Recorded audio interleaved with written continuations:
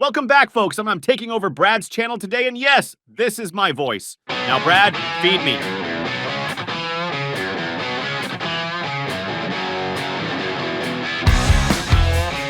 The majority of the moisture was up above the garage.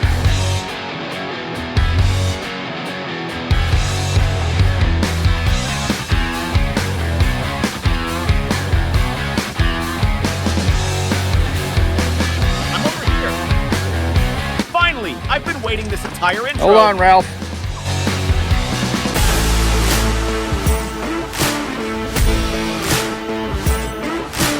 Brad the Builder and Ralph the Camel. I can't believe it. I got my first fan mail, and it came from Josh. I opened up my mail here in my post office box. Josh is 20 years old from New York. His mom writes a little bit about him on the back, saying he has some special needs, but knows quality construction. That's all that's important, Josh. So he watches my show regularly. I appreciate it. And he even gave me my first Brad the Builder gift, some artwork in the mail. So thank you so much, Josh. So if you guys want to send me fan mail, I will welcome it all day long. That makes me feel great. So thank you so much, Josh. You have a great day. Thanks for watching. Thank you, Josh. Hey guys, I'm starting my day off feeding FLAIR'S animals. And why, you ask? My son Nate just got married to Jamie. They're off to Costa Rica, and his job living here on the property with myself and Andrew, and part of his chores he agreed to do is take care of and feed all the FLAIR'S animals. So the morning chores are mine. Andrew has the nighttime till they get back from their honeymoon. So it was a long weekend of wedding festivities. It went off without a hitch. Turned out beautiful. So now I'm down here doing Nate's and Jamie's morning chores, and Camel Ralph is over here waiting patiently for his morning food. So feed me. Get going.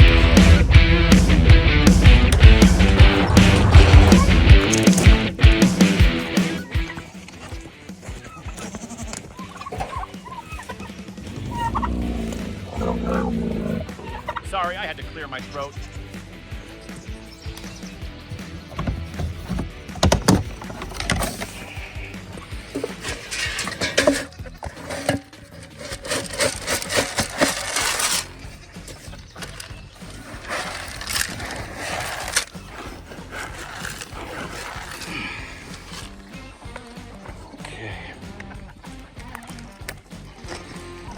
You guys hungry? I know I am. Hold on, Ralph. No way. Wait. Ralph has the advantage. Put that camera down and feed me.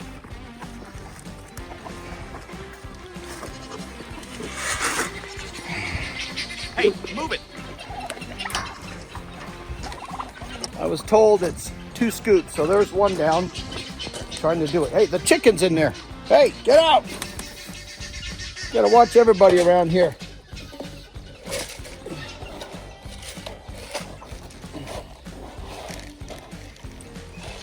All right, here's scoop number 2. Ralph, where do you want it? In my belly.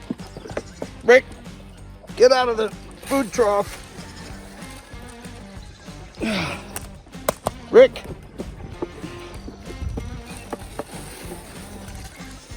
Okay, there's Ralphie. How's it tasting? Amazing. How was your morning? Pretty good. The rooster woke me up, though. Let me get some more down here. Hold on, I gotta feed these guys. Now, where are you going? The donkeys. Here we go, fellas. Keep you ahead of Ralph. I see how it is. Ralph, you just, every time I throw some down, you come down and get some. Let me see that hat. You ready? I got a hat for Ralph. That's why he's wearing 2. Ralphie, want to put this on?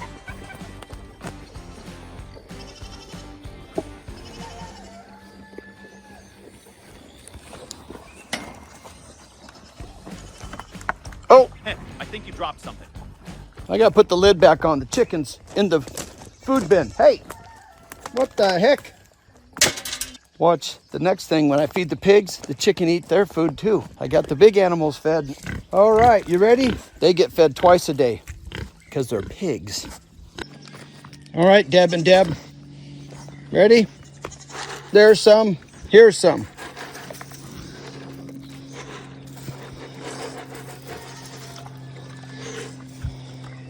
I have to divvy it up because they don't share very good. Big Deb pushes little Deb out of the way, and then the chickens come in, and then they start helping them with their food as well. I don't know why the pigs let it happen, but the little chicken just eats right along with them.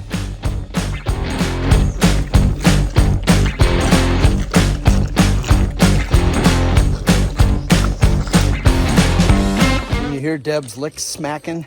Definitely she's all pig, and she is no lady.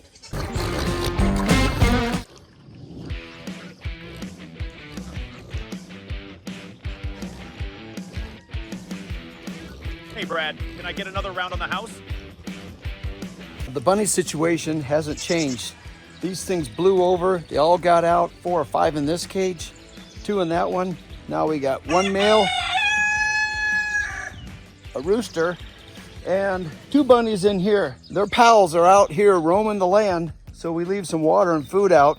They're stuck in the cage while their friends get to live the life of luxury.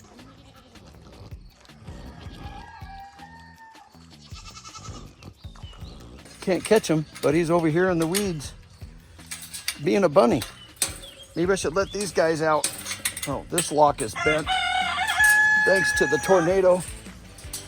So now we're down to a bungee cord.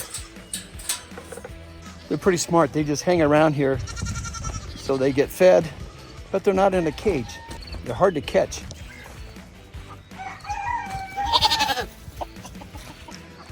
Get him, get him. I'm gonna get him.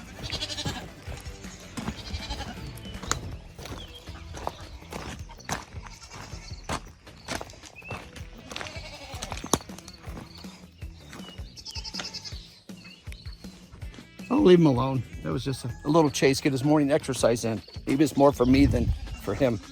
All right, Ralph. Can I help you? You get enough to eat? Okay, have good. You got a beautiful day. Looks like rain tonight, so you have to take cover again. Watch Ralph suck up this water. Show us how you drink. Come on, Ralph. People want to see how a camel fills his hump. Fine.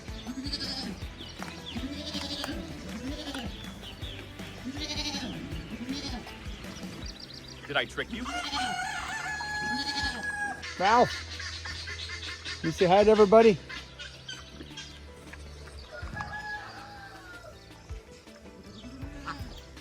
Okay, goats.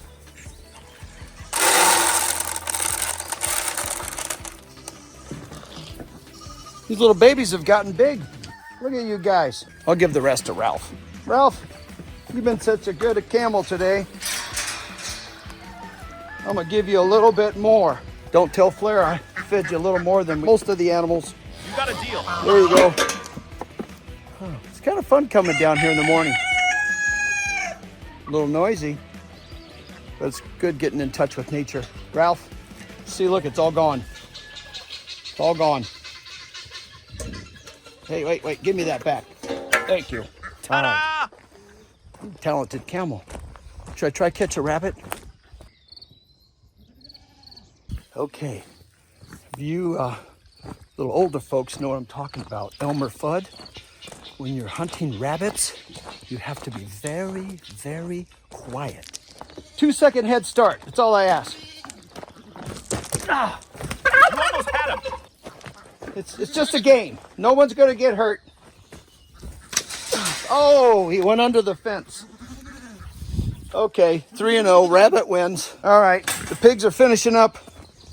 Little Deb. Oh, look at Big Deb. She's already napping. That's the pig's life. You'll be fed tonight by Andrew. As you guys can see, I'm up here at the haunted house. That's what we've been calling this thing. Nate lives here, which is my son. He's off at his wedding. Today I'm meeting people here. We're starting with the mold guy because the roof had a hole in it. A lot of water got in here, and that is a very serious thing, making sure your home does not have mold because that causes a lot of sicknesses. It's just a bad environment. So more and more, we're paying closer attention to homes and mitigating mold. So that's been boarded up.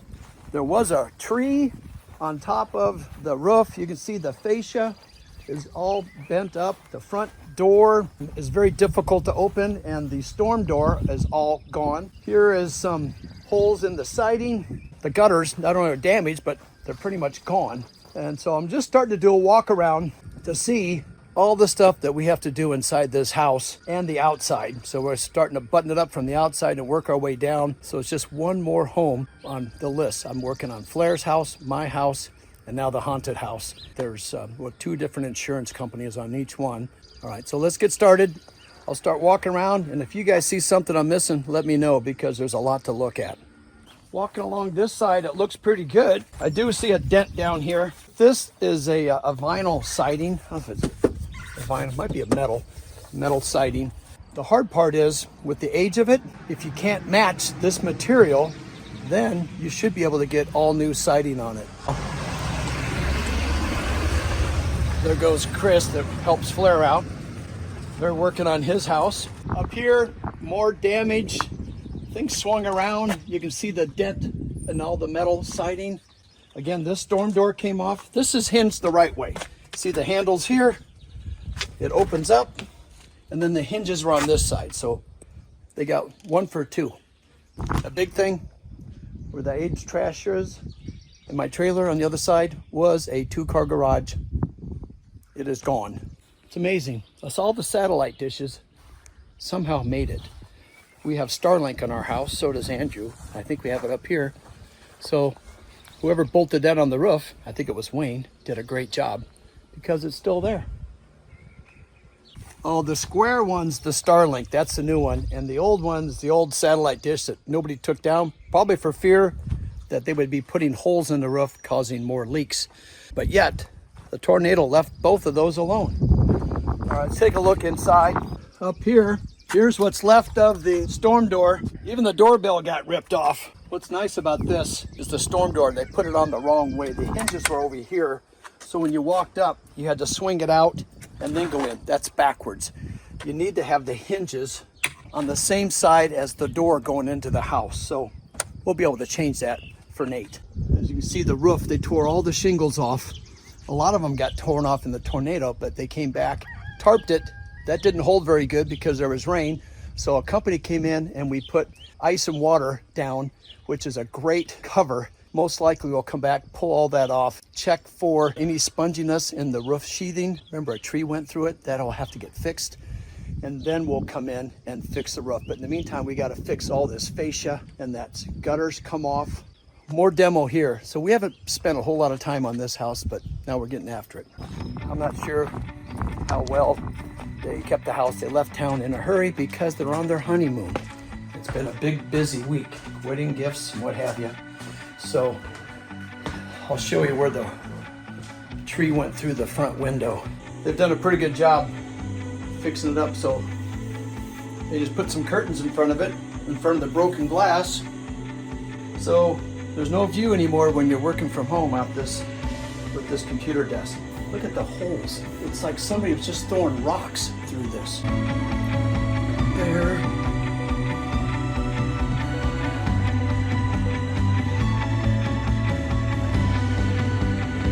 I've definitely learned my lesson. When there's a tornado, get down away from windows in the lowest part of your house, because stuff goes flying. We're still finding glass in our house about 3 weeks later. There are some leaks and wet spots in the ceilings. It always looks a little bit better a couple days or a week or so later, but there was a lot of water coming down in this room. It all looks pretty nice. Something went flying and put a hole in the wall over here. Hold on. Ugh. It's wedged. Look at that, there's even insulation. All the stuff that blew against the door kind of twisted it. You can see, look at, there's pieces of grass and straw. So this whole jam most likely is going to have to come out and get replaced. It'll be interesting to see if we can find this same metal siding to match. I would love to see it all tore off and put on a James Hardy. Then we can paint it, maybe even paint the brick, freshen this thing up so it doesn't look like a haunted house. I have to ask why they put aluminum foil over the master bathroom exhaust fan. I'm assuming it opened up, it broke. There's a lot of suction from these tornadoes, so we're probably gonna need a new fan, and we'll have to recycle that aluminum. If you guys have ever had kids that have moved out, they tend to take things with them that aren't theirs. They're mine. So I'm looking around here to take advantage of. So far the couch, everything looks good. TV looks familiar, but I would know if that was missing. Oh, look at this. These are my binoculars and they're damaged. What else did this kid take of mine? Do I dare go through his underwear drawer? That will have to be edited out.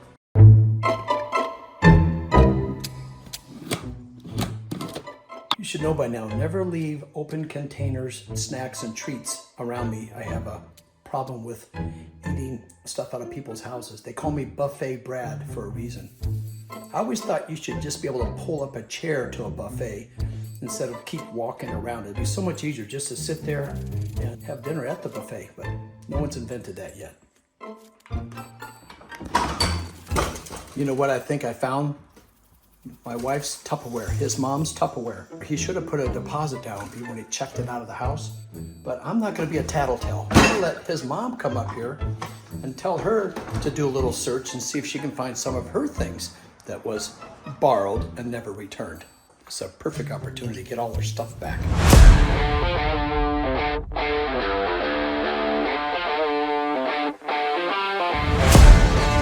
Jeff, I think the majority of the moisture was up in above the garage where he has his kind of man cave.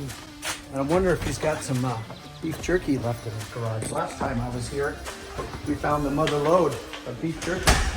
So everybody went in the gun vault. When this door was shut, the tornado sucked that piece of furniture tight to that door. Oh, so they had to call us to come let them out.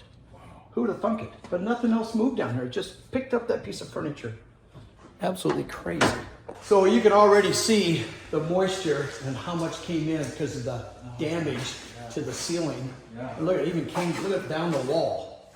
It's like the water, this thing just blew in. Well, the window blew out. Yeah. And then the door has some damage. Window, water, all this. And this is below the man cave?